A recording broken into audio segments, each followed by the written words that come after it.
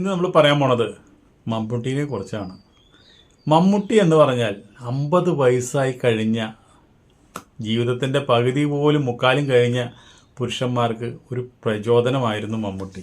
മമ്മൂട്ടിയെ പോലെ ഭക്ഷണക്രമങ്ങൾ നോക്കി നടക്കുന്ന, മമ്മൂട്ടിയെ പോലെ എക്സസൈസ് ചെയ്യുന്ന, മമ്മൂട്ടിയെ പോലെ ആവണമെന്ന് എല്ലാവരും റോൾ മോഡൽ എല്ലാവരും മമ്മൂട്ടിയാണ്.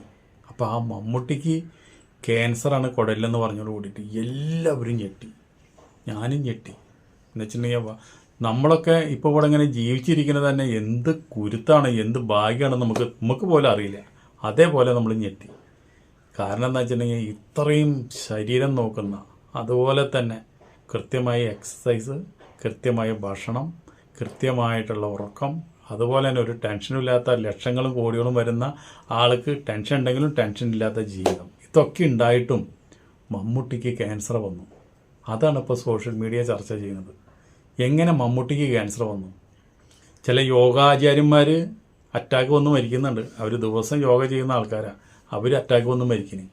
അപ്പോൾ അതുകൊണ്ട് നമ്മൾ ഒരു ചിട്ടയും ഇല്ലാണ്ട് കിട്ടിയത് തിരിച്ചു കടിക്കാത്ത എന്തും തിന്നുന്ന ആൾക്കാർ, കാലത്തൊട്ട് വൈകുന്നേരം വരെ സിഗരറ്റ് ചുണ്ടിൻ്റെ അവിടെ നിന്ന് മാറ്റില്ല, കണ്ട കള്ളി ഷാപ്പിൽ മുഴുവൻ കയറി കള്ളും കുടിച്ച് ബ്രാൻഡിയും കുടിച്ച് നടക്കുന്ന ആൾക്കാർ, അവർക്കൊന്നും ഒരു കുഴപ്പമില്ല, അവർ അന്തസ്സായിട്ട് ഇപ്പോഴും ജീവിക്കുന്നു.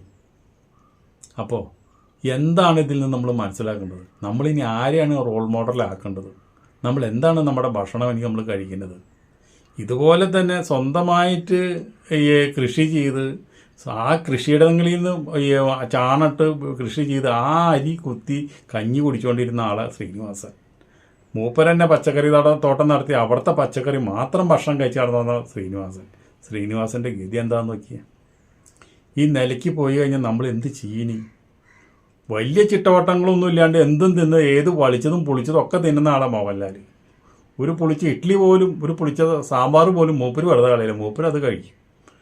ഭക്ഷണം എന്ന് പറഞ്ഞു കഴിഞ്ഞാൽ അത്ര വലിയ ഭക്ഷണപ്രിയനാണ് മൂപ്പര്. നന്നായി വർക്കൗട്ട് ചെയ്യും, അത് മൂപ്പര് ഏറ്റവും വലിയൊരു കാര്യമാണ്. അത് ജിമ്മിൽ ചെന്ന് തലകുത്തി മറിഞ്ഞ് മൂപ്പര് അതൊക്കെ എങ്ങനെയെങ്കിലും വേർത്ത് കളയും. അപ്പോൾ നമ്മളിനി എങ്ങനെ ഒരു മനുഷ്യൻ ജീവിക്കും എന്നതാണ് ആലോചിക്കുന്നത്. ഇനി മമ്മൂട്ടി തിരിച്ചു വന്നാൽ തന്നെ മമ്മൂട്ടിക്ക് പഴയ ആംബിയറൊന്നും കിട്ടില്ല. ഇനി മമ്മൂട്ടി സിനിമാ ഫീൽഡിലേക്ക് വരും എന്നുള്ള കാര്യത്തിൽ സംശയമാണ്. ഇനി മമ്മൂട്ടി വന്നു കഴിഞ്ഞാൽ വീട്ടിൽ റെസ്റ്റ് എടുക്കാനേ പറ്റുള്ളൂ. കാരണം എന്താണെന്ന് വെച്ചിട്ടുണ്ടെങ്കിൽ ഇന്നസെൻ്റ് ഈ ഇതിനോട് പൊരുതി എന്ന് പറഞ്ഞു കഴിഞ്ഞാൽ അതിന് കുറേ ഓരോരുത്തരുടെ മനസ്സിൻ്റെ ഉറപ്പും ആ ഒരു ധൈര്യം എന്ന് പറഞ്ഞു കഴിഞ്ഞാൽ ക്യാൻസറിനെ തോൽപ്പിക്കണം എന്നുള്ള ധൈര്യം എന്ന് പറഞ്ഞാൽ ഭയങ്കര. ഇപ്പം തന്നെ മമ്മൂട്ടിനെ ഈ അപ്പോളോ ഹോസ്പിറ്റലിൽ കൊണ്ടുപോയിട്ട് ഇട്ടുന്ന ചിറ്റി കളിപ്പിക്കേണ്ട യാതൊരു കാര്യമില്ല. വിദേശത്ത് അമേരിക്കയിൽ കൊണ്ടുപോയിട്ട് ചികിത്സിപ്പിക്കേണ്ട ഒരു കേസത്. ഇപ്പോൾ ഇവിടെ ഇവർ ചെയ്യാൻ പോകണത് എന്താണ്? മമ്മൂട്ടിക്ക് എങ്ങനെ ക്യാൻസർ വന്നു എന്നാണ് ഇപ്പോൾ ആദ്യം ആൾക്കാർ അന്വേഷിക്കുന്നത്. മമ്മൂട്ടിക്ക് ക്യാൻസർ വരാനായിട്ട് നമ്മളെ മനസ്സിൽ എന്താ വെച്ചിട്ടുണ്ടെങ്കിൽ കുറച്ച് കാര്യങ്ങളുണ്ട്. ഒന്നാമത്തെ കാര്യം, മൂപ്പര് എന്ത് ഭക്ഷണം കഴിക്കും, എന്ത് ഭക്ഷണം ഇഷ്ടം പോലെ കഴിക്കില്ല. ഇനിയിപ്പോൾ ബീഫായാലും മട്ടനായാലും ചിക്കനായാലും മൂപ്പര് കഴിക്കുമ്പോൾ അതിന് മൂപ്പര് ഒരു കണക്ക് വെച്ചിട്ടുണ്ട്.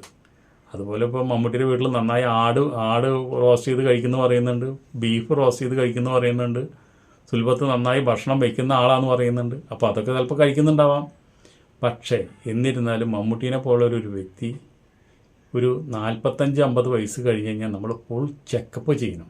നമ്മുടെ ശരീരത്തിൽ ക്യാൻസറിൻ്റെ എന്തെങ്കിലും അംശങ്ങളുണ്ടെങ്കിൽ അപ്പം കാണാതെ അത് ചെക്ക് ചെയ്യാത്തതാണ് മമ്മൂട്ടി ചെയ്ത ഏറ്റവും വലിയ തെറ്റ്. ഇപ്പോൾ മൂപ്പർക്ക് കുടലിൽ ക്യാൻസർ വന്നു കഴിഞ്ഞാൽ ഒരു സുപ്രഭാതത്തിൽ ഉണ്ടായതല്ല, അത് 15 കൊല്ലം മുമ്പ് തന്നെ കുടലിൽ ഉണ്ടാകുന്നൊരു സംഭവമാണ്. അതിന് പ്രത്യേകിച്ച് സിംറ്റംസ് മറ്റുള്ള കാര്യങ്ങളൊന്നും കാണിക്കില്ല. അപ്പോൾ ആ ഒരു സാധനം മൂപ്പർ ശ്രദ്ധിക്കാണ്ട് ഇത്രയും എത്തിച്ചു. ഇനിയിപ്പോൾ ഇത് എവിടെയൊക്കെ പടർന്നിട്ടുണ്ട് എന്ന് നമുക്കൊന്നും പറയാൻ പറ്റില്ല. ഇപ്പോൾ മമ്മൂട്ടിക്ക് ഇനിയിപ്പോൾ ചെയ്യാൻ പോകുന്ന ചികിത്സ ആകെ 1-2 ചികിത്സയുള്ളൂ. 10-74 വയസ്സായിട്ടുണ്ട്, 75 വയസ്സാവാനാണ് പോണത്.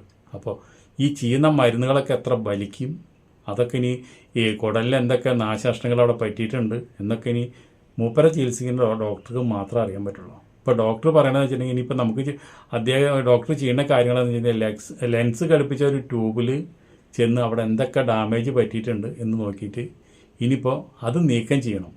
അത് നീക്കം ചെയ്യാനായിട്ട് റേഡിയോ തെറാപ്പി ചെയ്തിട്ട് മാത്രം മതി എന്നാണ് പറയണത്. ഇപ്പോൾ റേഡിയോ തെറാപ്പി മാത്രം പോരെങ്കിൽ ഇനി അവിടെ സർജറി ചെയ്യണം. റേഡിയോ തെറാപ്പി എന്ന് വെച്ചിട്ടുണ്ടെങ്കിൽ നമ്മുടെ കുണ്ടി കൂടെ ഒരു ലെൻസ് കയറ്റി അതിൻ്റെ ഉള്ളിൽ കൊണ്ടുപോയിട്ട് അവിടെ എവിടെയൊക്കെ ഈ സാധനം ഈ നമ്മുടെ കുടലിൽ എവിടെയൊക്കെ ഡാമേജ് ആയിട്ടുണ്ട് അതൊക്കെ മുറിച്ച് കളയണം, അല്ലെങ്കിൽ അതൊക്കെ കരിച്ച് കളയണം. ഈ കരിച്ച് കളയുന്നതിൻ്റെ ഇടയിൽ ഇത് എവിടേക്കെങ്കിലുമൊക്കെ പടർന്ന് കണ്ടിട്ടുണ്ടെങ്കിൽ ആദ്യം കയറും, ചിലപ്പോൾ നമ്മുടെ കിഡ്നിയിലെ ബാധിക്കാം, അതുപോലെ തന്നെ ശ്വാസോച്ഛ്വാസത്തിനെ ബാധിക്കാം. ഈ മമ്മൂട്ടി പല പ്രാവശ്യം ഇതുപോലെ തന്നെ പല സെറ്റിലുകളിലും ഛർദ്ദിച്ചിട്ടുണ്ടായിരുന്നു പറഞ്ഞു, പല പ്രാവശ്യം ഛർദ്ദിച്ചിട്ടുണ്ട്. അപ്പോൾ അതൊന്നും ശ്രദ്ധിച്ചില്ല. മൂപ്പര് 100 കോടി രൂപ പടത്തിൽ അഭിനയിക്കാനുള്ള തിരക്കാടുന്നത്. ആ പടത്തിൻ്റെ ഷൂട്ടിംഗാന്ന് വെച്ചിട്ടുണ്ടെങ്കിലോ ഇന്ത്യ മുഴുവനല്ല, ലോകം മുഴുവനായിരുന്നു അതിൻ്റെ ഷൂട്ടിങ്. ഓരോ ഷെഡ്യൂളിലും ഈ ഇത്രയും 10-74 വയസ്സായുള്ളൊരു വ്യക്തിനെയും കൊണ്ടുപോയി ഫൈറ്റ് ചെയ്യിക്കുക, അവിടുത്തെ ക്ലൈമറ്റ് പറ്റില്ല, അങ്ങനെ ഒരുപാട് കാര്യങ്ങൾ കൂടെ മൂപ്പരിപ്പോൾ കടന്നു പോയിട്ടാണ് ഇപ്പോൾ വന്നു പോകുന്നത്. അപ്പോൾ അതുകൊണ്ട് അത് ഒരുപാട് സ്ട്രെയിൻ ചെയ്തതാണ്. ഇനിയിപ്പോൾ മമ്മൂട്ടി വന്നാലും ഫൈറ്റ് സീനിലൊന്നും അഭിനയിക്കാൻ പറ്റില്ല. അതുപോലെ തന്നെ മമ്മൂട്ടിക്ക് ഇത് വരാനുള്ള കാര്യം ഒന്നാമത്തെ കാര്യം ഈ കുടലിൽ ക്യാൻസർ വരുന്നത് 1-2 കാര്യങ്ങളെ കൊണ്ടാണ്. ഒന്നാമത്തെ കാര്യം എന്താണെന്ന് വെച്ചിട്ടുണ്ടെങ്കിൽ നമുക്ക് നമ്മുടെ പാരമ്പര്യത്തിൽ ആരെങ്കിലും ഉണ്ടെങ്കിൽ വരാം.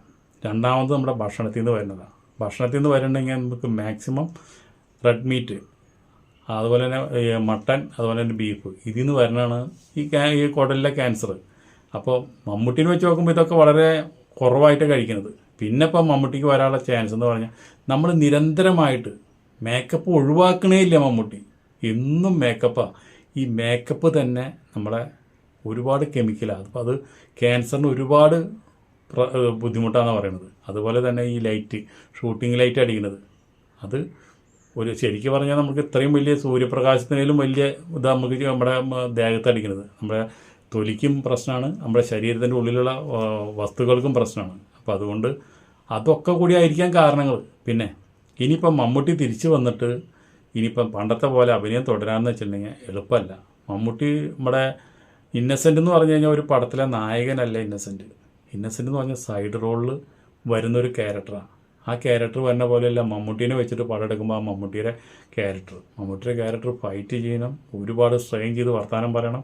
ആ വർത്തമാനം ഇപ്പോൾ സെറ്റിൽ മാത്രം പറഞ്ഞാൽ പോരാ, ഡബ്ബിങ്ങിൽ പറയണം, അതുപോലെ തന്നെ പല ലൊക്കേഷനിലേക്ക് പോകണം. അങ്ങനെയൊന്നും ഇനി മമ്മൂട്ടിക്ക് സാധിക്കില്ല. മമ്മൂട്ടി ഒരു 42 സീൻ ഒരു സിനിമയിൽ ഉണ്ടെങ്കിൽ 30 സീനിൽ മമ്മൂട്ടി ഉണ്ട്.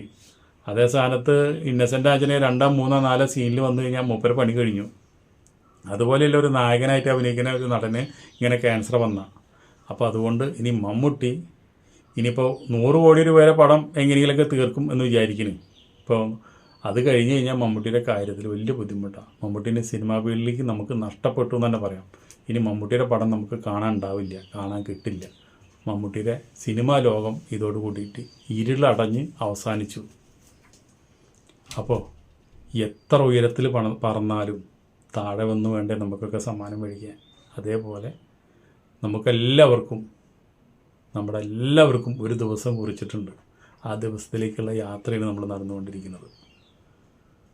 ഇനിയിപ്പോൾ മമ്മൂട്ടിക്ക് ഒരു അസുഖം ഇതൊക്കെ മാറി ഇതൊക്കെ നല്ല രീതിയിൽ തിരിച്ചു വന്ന് സിനിമാ ഫീൽഡിലേക്ക് വരണം എന്ന് തന്നെയാണ് എൻ്റെ ആഗ്രഹം. പക്ഷേ അങ്ങനെ സംഭവിക്കാനായിട്ട് 90% സാധ്യതയില്ല. അതാണ് ഇപ്പോൾ അറിയാൻ കഴിഞ്ഞത്. അങ്ങനെയാണ് മൂപ്പർക്ക് ട്രീറ്റ്മെൻറ്റ് ഇന്ന് മുതൽ ആരംഭിച്ചിട്ടുണ്ട്.